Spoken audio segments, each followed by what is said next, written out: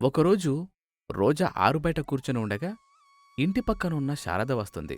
వచ్చి, రోజా, మీ పుట్టింటికి వెళ్తున్నావా? లేదక్కా, వెళ్ళడం లేదు. ఏం రోజా, మీ పిల్లలు అమ్మమ్మ తాతయ్య వాళ్ళింటికి వెళ్తామని అనటం లేదా? ఉంటేగా వాళ్ళు అడగటానికి వెళ్ళడానికి. అదేంటి, అమ్మ నాన్న చనిపోయారా? అవును, నాకు పెళ్లి కాగానే నాన్న చనిపోయాడు. మా పెద్దబ్బాయి కడుపుతో ఉండగా అమ్మ చనిపోయింది. అయ్యో, మరి అన్నలు కానీ అక్కలు కానీ ఎవరూ లేరా? లేకేం, బాగానే ఉన్నారు. వారికి వారి కుటుంబం వారి పిల్లలు బాగుంటే చాలు, మేమవసరం లేదు. అంతే రోజా. అయినా ఈ రోజుల్లో ఒకరినొకరు పట్టించుకుంటున్నారా?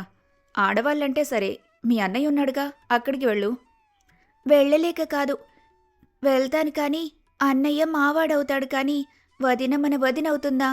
2 రోజులు అన్నయ్య అని వెళ్తే చాలు, మొత్తం మీ వాళ్ళకే పెడుతున్నావంటూ మా అన్నయ్యని దెప్పి పొడుస్తూ ఉంటుంది మా వదిన. మేము వెళ్ళి వాణ్ణెందుకు తిట్టించాలని వెళ్ళడం మానేశాను. ఓ, అవునా? అయినా ఈ రోజుల్లో అంతేలే రోజా. పెడితే పెళ్లి కోరుతున్నారు, లేకపోతే చావు కోరుతున్నారు. మనకు తెలియందా? సరే కానీ మీ అమ్మా నాన్న ఏం చేస్తుండేవాళ్ళు? మీరెంతమంది? అమ్మా నాన్న వాళ్ళు ఎలా చనిపోయారు?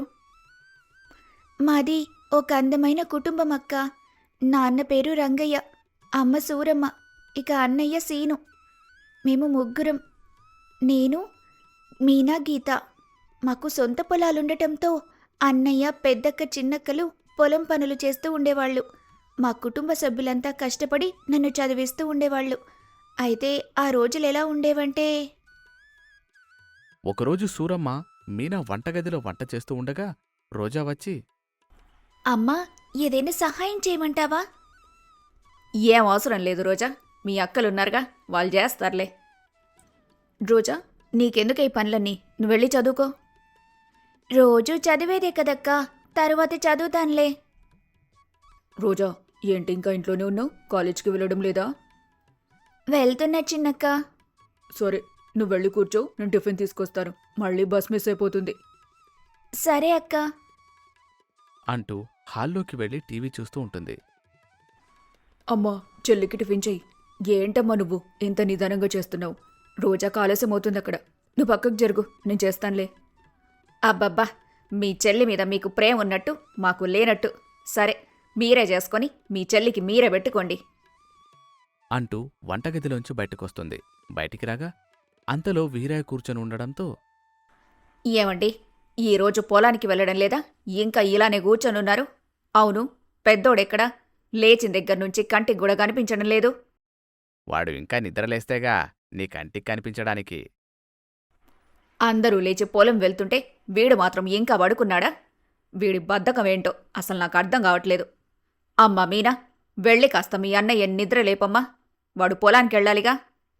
అని అనగా వంటగదిలో ఉన్న మీనా విని అలాగే అమ్మా.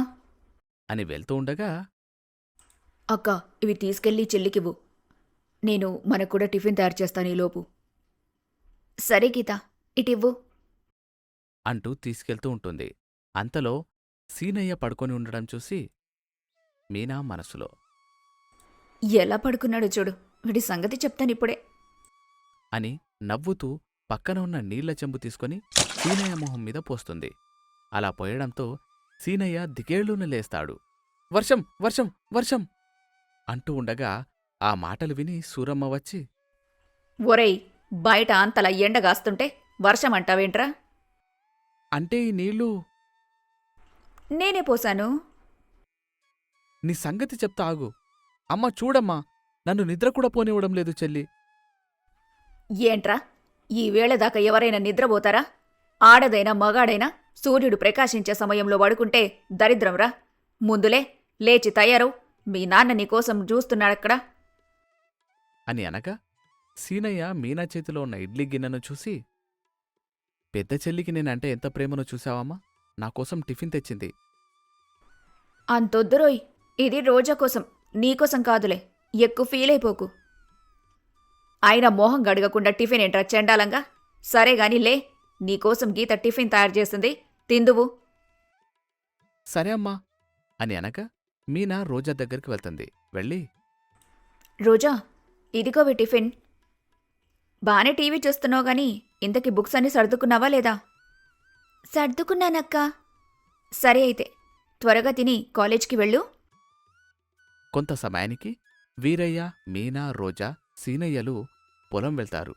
రోజా కూడా కాలేజీకి వెళ్తుంది. వారు వెళ్ళగా సూరమ్మ ఇంట్లో పనిచేస్తూ ఉంటుంది. అంతలో పంకజం వచ్చి, సూరమ్మోకో, ఏం వంట చేశావు? కొంచెం వంట పెట్టవా? మీ మరిది పొలానికి వెళ్ళాలని నన్ను తిడుతున్నాడు. అలా రోజు తిట్లు తినే బదులు ఉదయాన్నే వంట పూర్తి చేసి మీ ఆయన్ని పొలానికి పంపించిన తర్వాత పడుకోవచ్చుగా. అయినా నీకు నిద్ర అంటే ఎందుకే అంత పిచ్చి? పిచ్చా పాడా, ఒంట్లో ఓపికండడం లేదక్కా. ఊరికే ఒళ్ళంతా నీరసం పడిపోతుంది. సరే కాని మీ ఇల్లేంటి ఇంత నిశ్శబ్దంగా ఉంది? ఎవరూ లేరా? అందరూ పొలానికెళ్లారుగా. రోజా కాలేజ్కెళ్ళింది. ఓ అవునా? ఇలా అంటున్నానని తప్పుగా అనుకోకక్కా. పిల్లలు పెళ్లి వయసుకొచ్చారుగా. ఇంకా వాళ్ళకు పెళ్లి చేయాలని నీకు బావకు అసలు ఆలోచనే లేదనుకుంటా. ఎందుకు లేదు పంకజం? ఉంది. కాని వాళ్లకి మంచి సంబంధాలు రావాలి గదా. ముందు పెద్దోడికి చేస్తావా, అమ్మాయిలకు చేస్తావా? ఇంట్లో అమ్మాయిలను పెట్టుకొని వాడికెలా చేస్తాము? చూసేవాళ్లందరూ ఇంట్లో ఆడవాళ్లను పెట్టుకొని అబ్బాయికి ముందుగా చేశామనుకుంటారు. ముందు అమ్మాయిలకు చేసి తరువాత అప్పుడు వాడికి చేస్తాము. రోజాను మాత్రం చక్కగా చదివించాలి. వీళ్ళకి ఎలాగో చదువు లేదు. అదైనా చదువుకొని దాని కాళ్ల మీద అది నిలబడాలి. మాకు పెట్టకపోయినా అది సంతోషంగా బతికితే చాలు. అందుకేగా అందరం ఇంత కష్టపడుతూ దాన్ని చక్కగా చదివిస్తున్నాం. సరే కాని మా బంధువుల్లో 2 అబ్బాయిలున్నారు. నువ్వు సరే అంటే మన మీనా గీతలకు సంబంధాలు కుదురుస్తాను. ఏమంటావు? మంచి సంబంధాలేనా? అయినా ఎంతకైనా మంచిది ఒకసారి మీ బావగాన్ని కూడా అడిగినాక చెప్తాన్లే. సరే అయితే. ఊ, వచ్చిన పనే మర్చిపోయాను. కూర దాందే ఉందిలే, తెస్తానుండు. అని వెళ్తూ సూరమ్మ తన మనసులో, ఆ మాట ఈ మాట చెప్పడం, కూరలు పట్టుకొని వెళ్ళి కాలం వెళ్లదీయడం, దీని పని బాగుందిగా. అంటూ వంటగదిలోకి వెళ్ళి గిన్నెలో కూర తెచ్చి పంకజానికిచ్చి, త్వరగా వెళ్ళు, మీ ఆయన ఎదురు చూస్తుంటాడేమో. సరే అక్క, వెళ్తాను. సరే కాని బావనడిగి ఏ విషయం అనేది నాకు చెప్పు. అలాగే తప్పకుండా చెప్తాన్లే. అని పంకజం వెళ్ళగా మిగిలిన పనులు పూర్తి చేస్తుంది. ఇదిలా ఉండగా సాయంత్రం సమయం అయ్యేసరికి పొలం వెళ్లిన వాళ్ళు ఇంటికి వస్తారు. రోజా కూడా కాలేజీ నుంచి ఇంటికి వస్తుంది. కొంత సమయానికి అందరూ ఆరు బయట కూర్చుంటారు. అంతలో సూరమ్మ వీరయ్యతో, ఏవండి, ఈరోజు పంకజం మనింటికొచ్చింది. నీకెన్నిసార్లు చెప్పాను ఆమె మన ఇంటికి పప్పుకు ఉప్పుకు వచ్చినప్పుడు ఏమివ్వద్దు అని? అయినా పంకజానికి బాగా అలవాటు చేశావు. అందుకే అదే అలవాటుతో ప్రతిరోజు ఇంటికొస్తుంది. ముందు నేను చెప్పేది వినండి. ఆమెకు తెలిసిన 2 అబ్బాయిలున్నారంట. మన అమ్మాయిలకు అడుగుతానంటుంది. మిమ్మల్ని అడిగి ఒక మాట చెప్తానని చెప్పాను. మీరేమంటారు? పెళ్ళిళ్ళా? పెళ్ళిళ్ళా అని అలా నోరు తెరుస్తారెందుకు? పెళ్ళిళ్ళే. ఏమంటారింతకీ? ఇప్పుడేం తొందరొచ్చిందే, చేద్దాంలే. ఏంటండి చేసేది? వీణ్ణి చూసారా? పిల్లల కన్న తండ్రిలా తయారవుతున్నాడు. ఇప్పటికే పైన 6 ఎకరం కూడా పోయింది. ఇంకా 2 ఏళ్లైతే ముసలివాళ్లానే కనిపిస్తాడు. ఏంటమ్మా మీరు? వెంకి పెళ్లి సుబ్బుచావుకొచ్చినట్లు మీరు చేయాలనుకుంటే చెల్లెలకు చేయండి, మధ్యలో నన్ను లాక్కండి. ఏడ్చావులే కాని ఆగరా. నువ్వు చెప్పు సూరమ్మా. అబ్బాయిలు మంచివాళ్లై తాగుడు తిరుగుడు లేకుండా ఉంటే నాకు సరే. అలాగేనండి. అయితే రేపే పంకజన్ని అడిగి చెబుతాను. ఇంతకీ అమ్మాయిల అభిప్రాయాలు తెలుసుకున్నావా? మనం అనుకున్నాం సరే, వాళ్ళకిష్టముండాలిగా పెళ్ళంటే. మీరు చెప్పింది నిజమేనండి. ఇప్పుడే అడుగుతాను. అమ్మా మీనా, గీత, మీకు పెళ్లి చేసుకోవడం ఇష్టమేనా? మా ఇష్టమేముందమ్మా. మాకేది మంచో ఏది చెడో మాకంటే మీకే ఎక్కువగా తెలుస్తుంది కదా. అవునమ్మా, మీ ఇష్టమే మా ఇష్టం. అమ్మాయిలు ఒప్పుకున్నాక మనకభ్యంతరమేముంది? రేపు పంకజంతో మాట్లాడి చూపులకు రమ్మని చెప్పు. వచ్చాక మిగతా విషయాలు మాట్లాడుకుందాం. అలాగేనండి. సరే, ఇప్పటికే ఆలస్యమైంది. ముందు వెళ్ళి భోజనం చేద్దాం రండి. ఈ మాటల్లో పడి ఆకలి సంగతే మర్చిపోయామ్మా. ఆకలిగా ఉంది, పదమ్మ తిందాం. అసలే రేపు ఉదయాన్నే పొలానికి వెళ్ళాలి. సరే నాన్న, పద, అందరికి వడ్డించేస్తాను. అంటూ అందరూ వెళ్తారు. సూరమ్మ, వీరయ్య, మీనా, గీత, రోజా, సీనయ్య అందరూ కలిసి సంతోషంగా భోజనం చేస్తారు. భోజనం చేసిన తర్వాత వారి వారి గదిలోకి వెళ్లి నిద్రపోతారు. మరుసటి రోజు ఉదయాన్నే సూరమ్మ పంకజాన్ని కలిసి, ఇదిగో పంకజం, నిన్న నువ్వు చెప్పిన మాట మీ బావగారికి చెప్పాను. ఇంతకీ అబ్బాయిలేం చేస్తుంటారు? పెద్దోడు వినోదు పట్నంలో ఉద్యోగం చేస్తుంటాడు. ఇక చిన్నోడు మహేష్ సొంతంగా వ్యాపారం చేసుకుంటున్నాడు. పిల్లలు మాత్రం రత్నాలు. మీకు సరైతే నేను పిలిపిస్తాను. చూసి నచ్చుకున్నాక సంబంధం ఖాయం చేసుకోండి.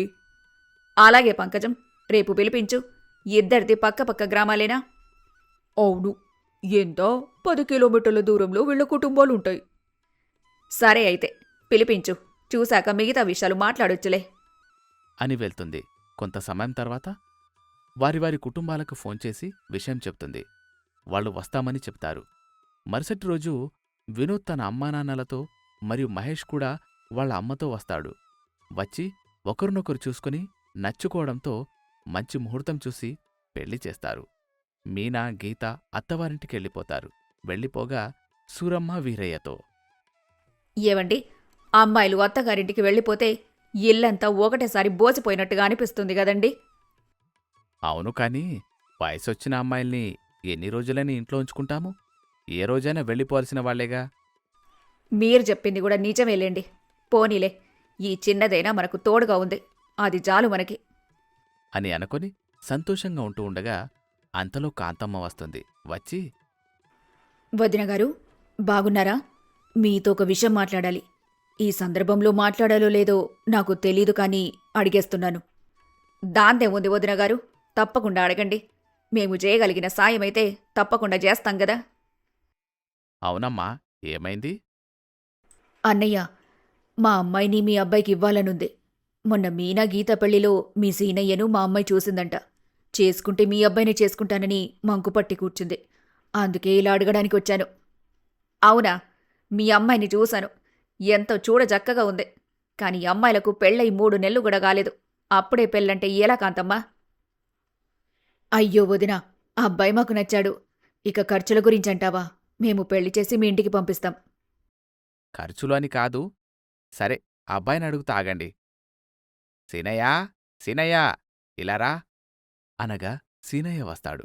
వచ్చి, చెప్పండి నాన్నా. ఈవిడా సంధ్య వాళ్ళ అమ్మగారు కదూ? అంటే వీళ్ళు నీకు ముందుగానే తెలుసా? నాన్న మీతో ఒక విషయం మాట్లాడాలి. ఏంట్రా విషయము? నేను సంధ్య పెళ్లి చేసుకుందామనుకుంటున్నాం.